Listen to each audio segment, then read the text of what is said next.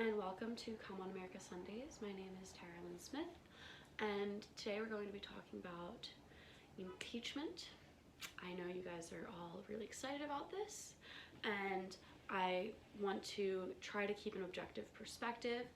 So I'm going to try to just define some things for you guys, define impeachment and the process, and read some of the Ukraine call transcript, and I'm going to be linking all of the other sources, such as the text messages that have been released and the whistleblower. Sorry, I'm sick, so this might go horribly because I obviously am going to be sniffling and gross the whole time. Alright, so what is impeachment, right?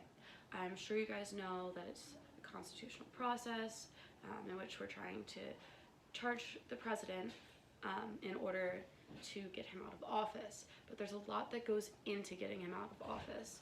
And there's some, I guess you could say, checkpoints that you have to cross in order to actually get him out of office. And I know that a lot of people are excited about getting him out of office, but it's less likely than we think. So the reason that I say that it's less likely is because it's a 2/3 majority vote in the Senate that is required to convict and remove him from office. Now that means that 67 people, 67 of our Senate, we need to vote to remove him from office. But our majority is Republican, so this should be interesting to see how it plays out. Alright, so we've talked about what is impeachment, right?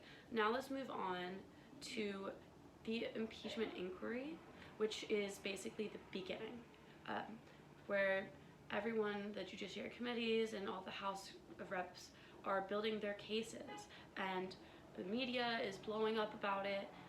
Actually, a second whistleblower came out today. We have all of these texts and the Ukraine call and the whistleblowers, so there's going to be a lot of subpoenas coming out. So within the Constitution, there are articles that state what impeachment is and what the process is, and we're just going to go over those really quickly. The House of Representatives shall have the sole power of impeachment, just meaning that they begin impeachment proceedings. And then the Senate has the sole power to trial impeachments. And then the President shall be removed from office on impeachment for and conviction of treason, bribery, or other high crimes and misdemeanors. Now the problem here is, one, high crimes and misdemeanors are not very clearly defined in the Constitution, so we don't really know how they'll be interpreted. But another problem there is I don't know if we're going to make it that far because we have a Republican majority Senate right now. So you keep hearing me say, like, I don't know how far we're going to make it because of the Senate, right? The reason I keep saying that is because there's a process. It's not, oh, the president is being impeached, then he's being removed from office. That's the common misconception that I don't want you guys to have.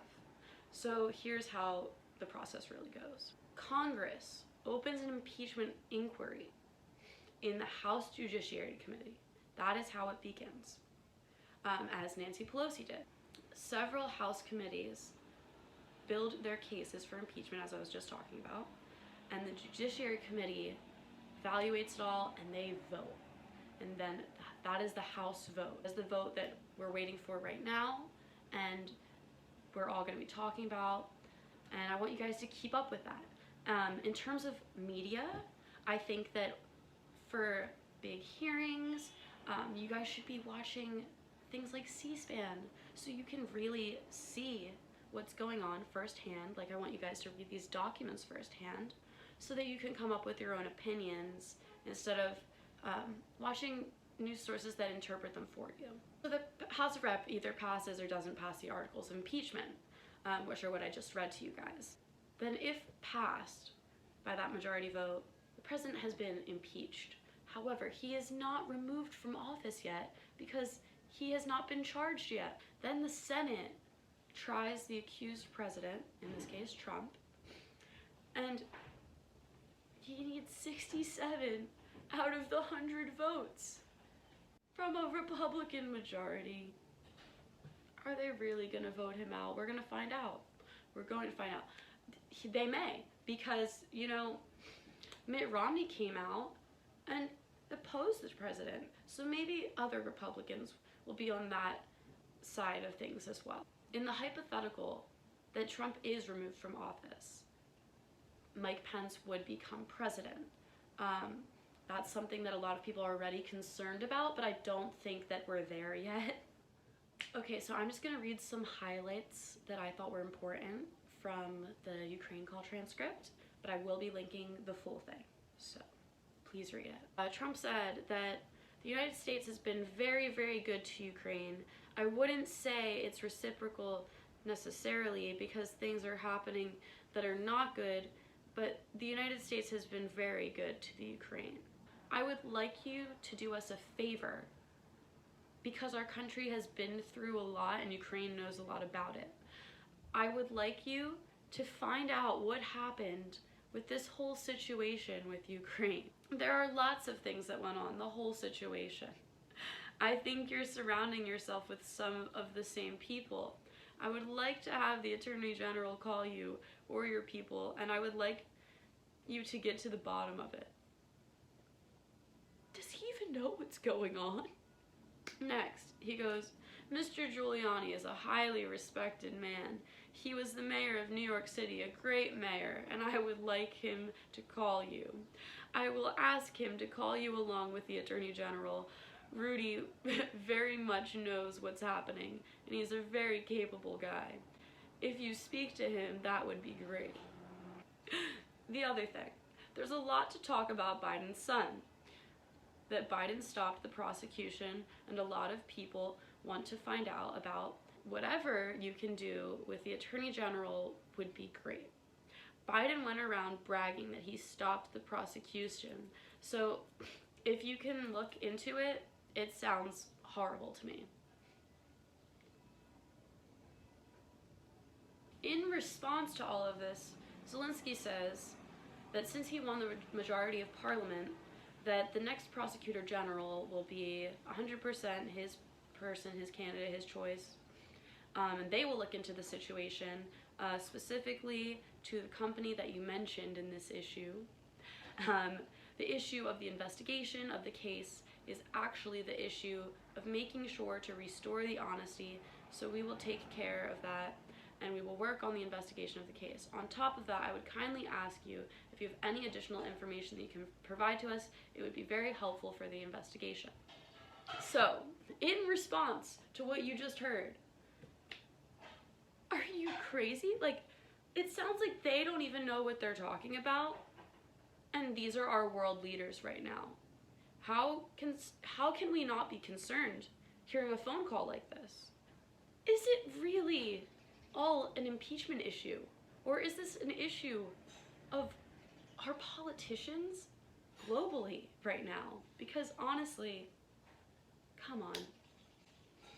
I would like to hear all of your opinions on this, and I would love if you would all read these documents. And while these hearings are going on, please watch C-SPAN. There's not going to be opinions, I promise. It's just a live video of the hearing. You can just watch it for yourself, decide for yourself what you think.